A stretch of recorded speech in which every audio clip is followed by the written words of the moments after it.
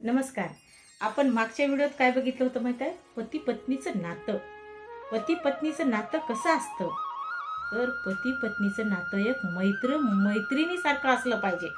पती पत्नी हे मित्र मैत्रिणीसारखं. कारण ते पती पत्नी हे एकमेकांसोबत शेवट लावण्यासाठी एका जागी आलेले आहेत. आणि ते पती पत्नी कसे असले पाहिजे की सुखादुःखात एकमेकाच्या मनातलं ओळखलं पाहिजे. सुख दुःख आणि आपल्याला एकमेकाची मनाची भाषा कळली पाहिजे. पती पत्नी म्हणजे तुम्ही एक जीवनाचे जोडीदार आहात आणि जोडीदार असून तुम्ही तुमच्या पत्नीचं दुःख मित्रासारखं बघलं पाहिजे आणि पत्नीनं मैत्रिणीसारखं नवऱ्याला जपलं पाहिजे. कसं आहे माहिती आहे का?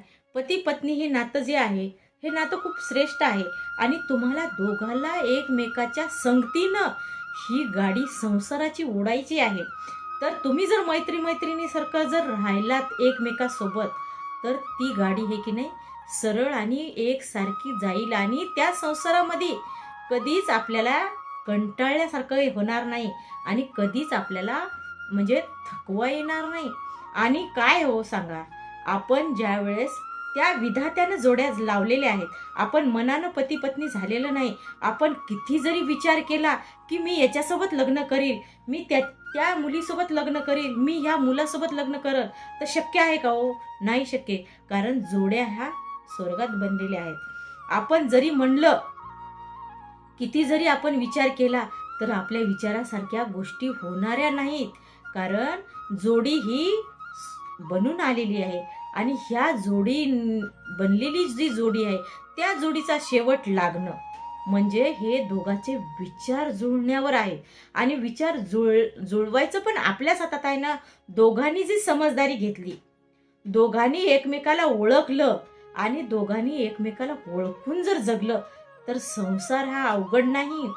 संसार गुलाबाच्या फुलासारखा सुंदर आहे, पण त्याच्या खाली काटे आहेत.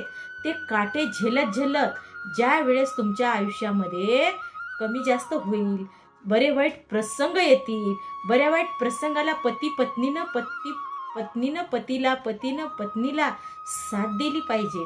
सगळे दिवस सुखाचे नसणार आहेत. सगळ्या दिवसात सुखच भेटणार नाही. कधी सुख आणि कधी दुःख येणार आहे. कधी नवरा बायकोचं भांडण पण होणार आहे. ते भांडण पण कसं असलं पाहिजे? भांडण जर झालं तुमचं, तर ते प्रेमाचं भांडण झालं पाहिजे. विचार एकमेकाचे जुळणार नाहीत. कारण तुम्ही एका कुटुंबातले, तो एका कुटुंबातला, तुम्ही दोघं जण एका जागी आल्या, तर तुमचे कुटुंब वेगळे, तुमचे विचार वेगळे. कधी कधी तुम्हाला माझंच बरोबर वाटणार, कधी कधी पती देवाला पण त्याचंच बरोबर वाटणार. पण तुम्ही थोडंसं एकत्र बसून प्रेमानं समजून सांगून विचार पटवून द्या ना तुम्ही, की माझं बरोबर का मी म्हणते, तुमचं बरोबर का नाही. हे आपण जर व्यवस्थित पटवून दिलं तर समजेल ना. ज्या वेळेस आपण समजून घेऊ आणि ही संसाराची गाडी, या संसाराच्या गाडीला 2 चाकाची गरज असते आणि ही 2 चाकं म्हणजे आपण पती पत्नी आहोत. आपले जर विचार जुळले नाही तर गाडी कशी चालणार आहे? म्हणून ह्या गाडीला आपण दोघं जण जरुरी आहात, पण तुमचे विचार जरुरी आहेत. तुम्ही एकमेकाला समजून घेणं आणि मित्र मैत्रिणीसारखं तुम्ही पती पत्नीनं राहणं हे खूप गरजेचं आहे.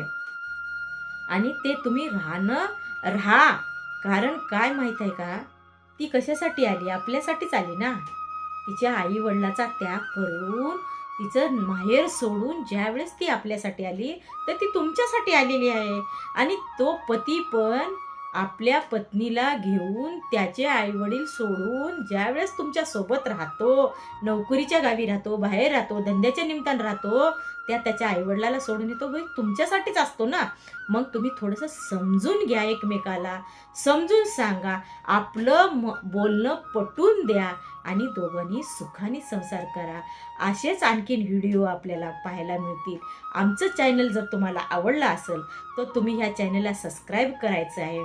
असेच नवीन व्हिडिओ आपल्या परिवारातले, आपल्याला जे महत्त्वाचे आहेत, आपल्या नात्यासंबंधाचे, असेच आपल्याला नवनवीन व्हिडिओ आपल्याला पाहायला मिळतील. नमस्कार, धन्यवाद.